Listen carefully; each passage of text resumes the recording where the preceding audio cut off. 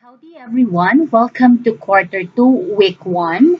The lesson to be discussed today is all about language of research, campaigns, and advocacies.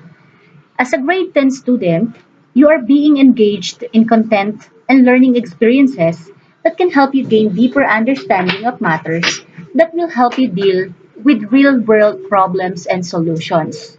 In English, this involves understanding and using language to connect with others and creating a lasting impact within and across different disciplines. This lesson focuses on observing and understanding the common language used in the fields of research, campaigns, and advocacies. As you journey through this lesson, you are expected to gain a clear understanding of the language of persuasion and different language features employed when writing in these fields of interest. Have you ever listened to someone campaigning for a certain cause or talking about a particular advocacy? Examine the given material. How would you describe the way bits of information were presented and discussed? For this activity, you are going to answer and reflect on the questions that follow. Number one, what is the material about? Number two, what specific message does it try to convey?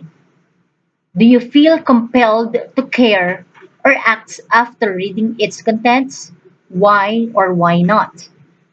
What particular part of the material made you feel that you are part of the issue?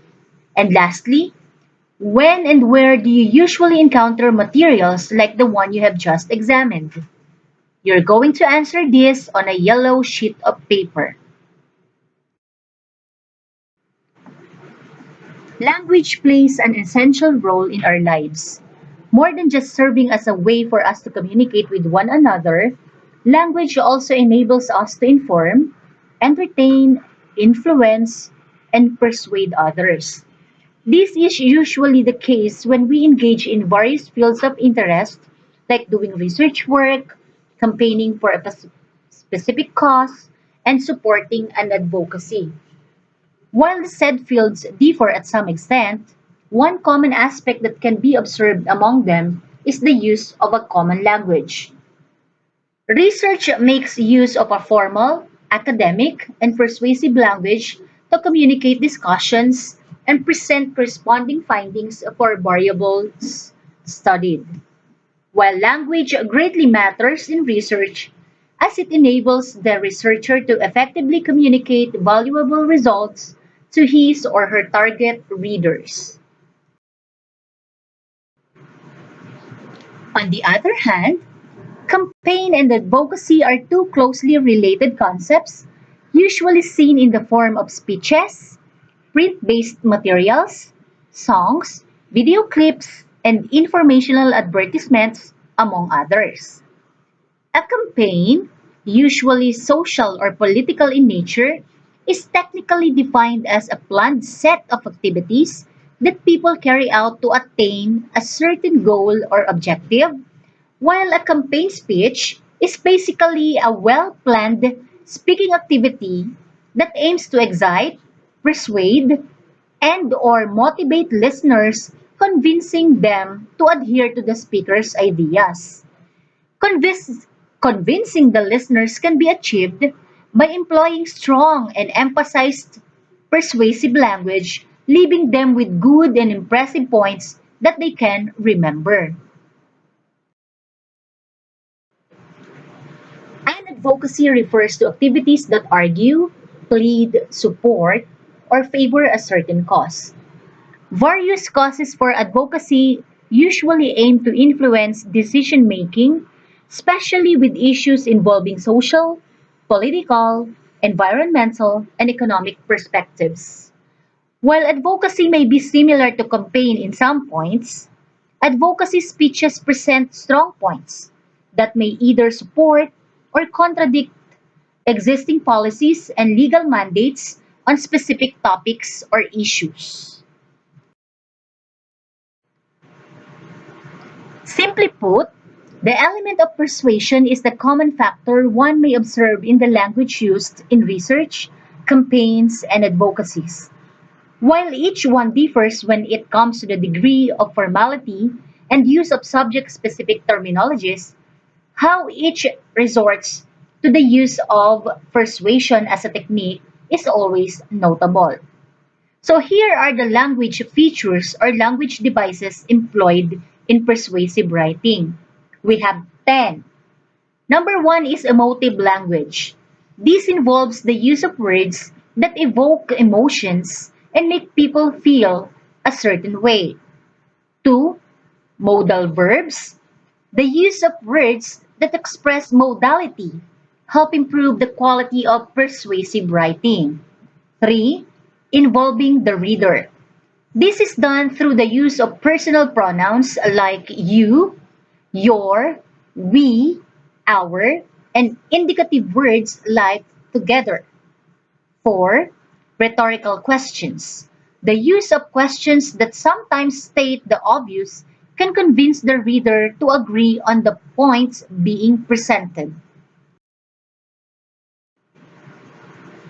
5. Using evidence. This involves the use of facts, figures, or quotes from experts to highlight the writer's authority and make the arguments presented more convincing. 6. Repetition. This technique involves repeating words, or keywords rather, phrases or ideas to appeal to the readers. Seventh, adjectives and adverbs. Using carefully selected adjectives and adverbs makes it possible for the writer to influence how the readers feel. 8. Association. This technique tries to link an object or an idea with something already liked or desired by the target audience, such as wealth, success, pleasure, and security. 9. Bandwagon. Commonly used in advertisements, this persuasion technique makes the audience believe the idea that everyone is doing it or that everyone likes something.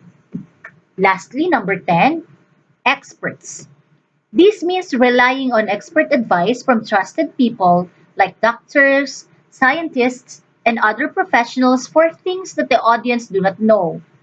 The idea that these experts are risking their credibility to support an object or idea makes the persuasion more effective.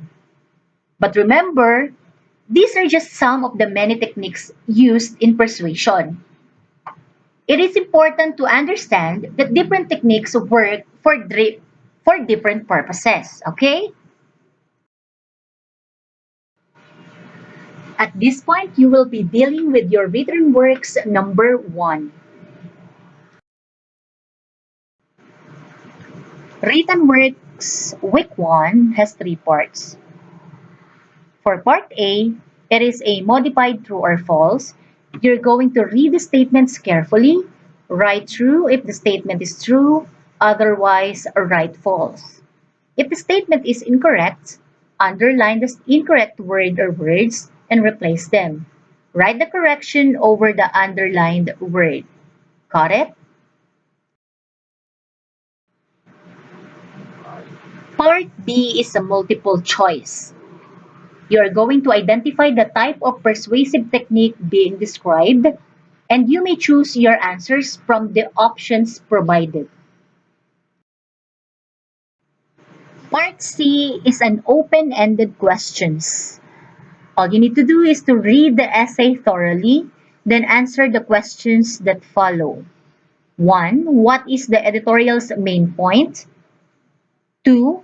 Is there evidence to back up the main point? Give 3 examples. 3.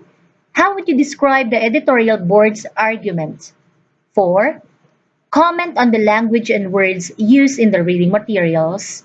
And lastly, were you persuaded to believe the claims by the material's ideas? Why or why not? Okay, so that ends our lesson for today. I hope everybody was able to understand it. See you next time. Bye.